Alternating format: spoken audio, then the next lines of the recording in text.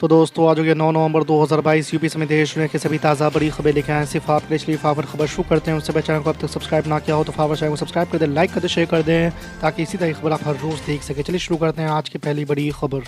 तेलंगाना की सत्ताधारी पार्टी द्वारा भाजपा पर लगाए गए विधायकों की खरीद फरोख्त के आरोपों की जांच अब पुलिस करेगी। तेलंगाना उच्च न्यायालय ने मंगलवार को इसकी अनुमति दे दी है।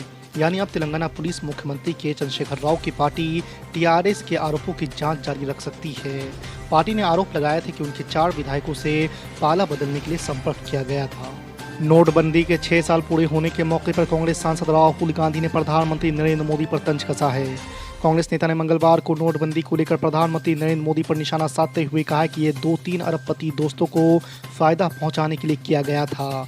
उन्होंने अपने ट्वीट में पीएम मोदी पर तंज कसते हुए पे पीएम लिखा है।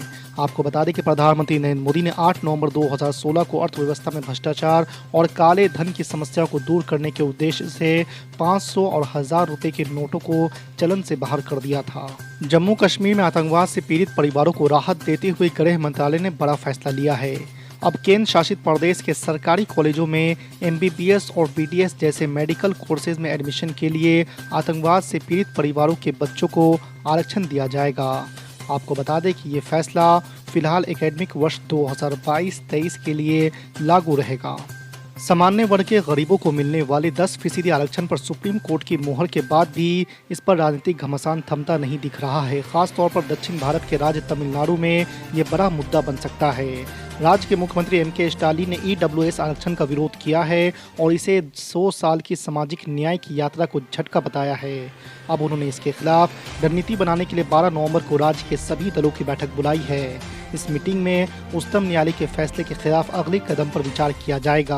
आम आदमी पार्टी दिल्ली नगर निगम में अपने प्रचार को तेज करेगी। प्रचार तैयारियों को लेकर मंगलवार को आपके वरिष्ठ नेता और उप मुख्यमंत्री मनीष सिसोदिया और प्रदेश संयोजक गोपाल राय के नेतृत्व में आप विधायकों के साथ बैठक की। इस दौरान प्रचार की नई रणनीति पर चर्चा के साथ अभी तक हुए कामों की समीक्षा भी हुई। समाजवादी पार्टी के मुखिया अखिलेश यादव आजमगढ़ लोकसभा सीट गंवाने के बाद पिता मुलायम सिंह यादव के निधन से खाली हुई मैनपुरी को किसी भी हाल में अपने हाथ से नहीं जाने देना चाहते हैं। वो इस सीट को हर हाल में परिवार के पास रखना चाहते हैं, इसमें कोई कसर ना रह जाए, इसके लिए वो तैयारियों में जुट गए हैं।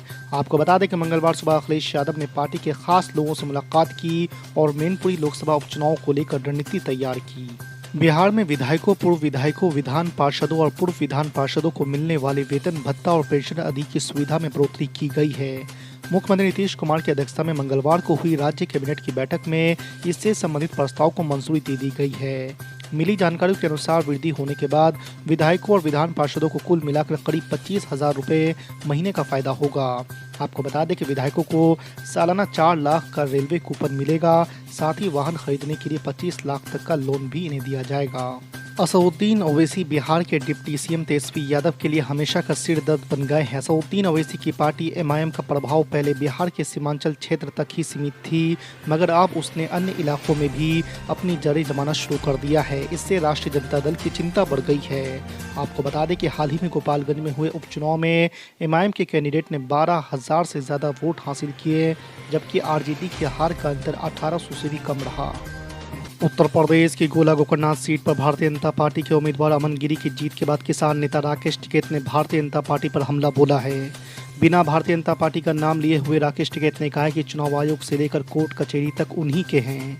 बीजेपी को जनता वोट नहीं दे रही है, लेकिन फिर भी जीत उनकी ही हो रही है। आपको बता दें कि प्रयागराज पहुंचे राकेश टिकैत से जब पूछा गया कि उपचुनाव में बीजेपी की जीत हुई तो उन्होंने कहा कि जब बेईमानी होती है तो कोई असर नहीं पड़ता। लखीमपुर खीरी में किसानों को कार से कुचलने के आरोपी आशीष मिश्रा की बेल का यूपी सरकार ने सुप्रीम कोर्ट में विरोध किया है।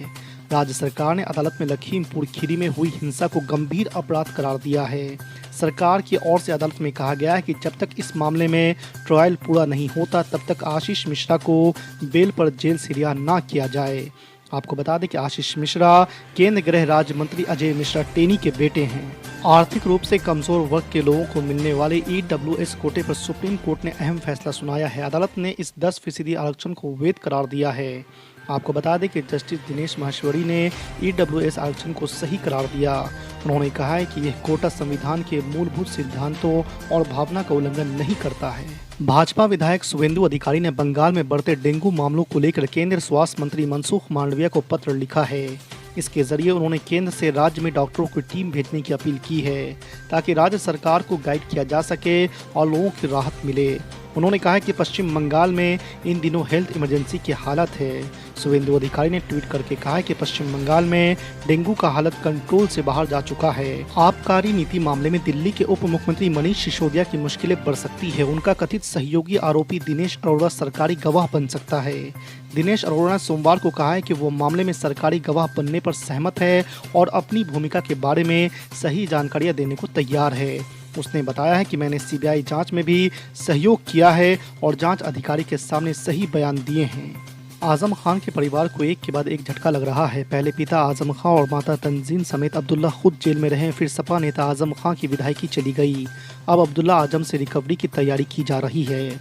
आपको बता दें कि सपा विधायक अब्दुल्ला आजम को अब वर्ष 2017 से 2019 तक विधायक रहने के दौरान लिए गए वेतन और भत्ते के 65.68 लाख रुपए लौटाने होंगे। ऑल इंडिया मजलिस इत्तेहादुल मुस्लिमीन के राष्ट्रीय अध्यक्ष असदुद्दीन ओवैसी ने आम आदमी पार्टी और दिल्ली के मुख्यमंत्री अरविंद केजरीवाल पर जमकर निशाना साधा है।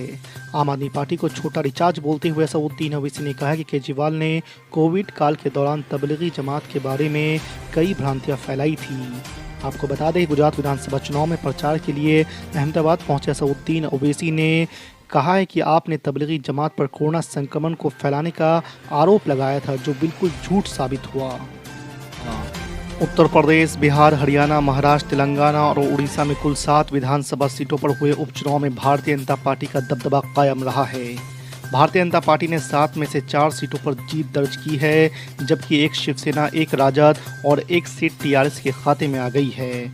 आपको बता दें कि 2024 लोकसभा चुनाव से पहले उपचुनाव में बीजेपी को मिली जीत से विपक्ष के लिए बड़ा झटका माना जा रहा है। उद्धव ठाकरे ने महाराष्ट्र में मध्य अवधि चुनाव की भविष्यवाणी की है, साथ ही पार्टी कार्यकर्ताओं से तैयारी शुरू करने को कहा है।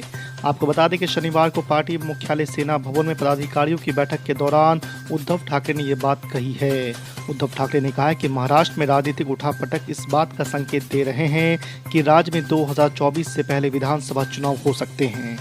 केरल की पिनराई विजयन सरकार राज्यपाल आरिफ मोहम्मद खान के खिलाफ अपने नवीनतम बचाव में सर्वोच्च न्यायालय का रुख कर सकती है। मामले के जानकार अधिकारियों का कहना है कि सरकार का कानूनी और संवैधानिक विशेषज्ञों के साथ परामर्श पहले से ही चल रहा था। राज्य सरकार के एक अधिकारी का कहना है कि राज्यपाल खान के हस्तक्षेप ने कई विश्वविद्यालयों के कामकाज को प्रभावित किया है और प्रमुख विधेयकों पर हस्ताक्षर करने में उनकी देरी ने राज्य में एक प्रशासनिक शून्य पैदा कर दिया है। भाजपा अध्यक्ष जेपी नड्डा ने रविवार को शिमला में संकल्प पत्र जारी करते हुए जनता से कई मुफ्त वादे किए हैं। उन्होंने कहा है कि भाजपा की सरकार दोबारा हिमाचल प्रदेश में बनने पर गरीब तबके की महिलाओं को देवी अन्नपूर्णा योजना के तहत सालाना 3 फ्री एलपीजी सिलेंडर दिए जाएंगे। भाजपा ने महिला सशक्तिकरण पर 11 योजनाएं जारी कर महिला वोटरों को साधने का पूरा प्रयास किया है।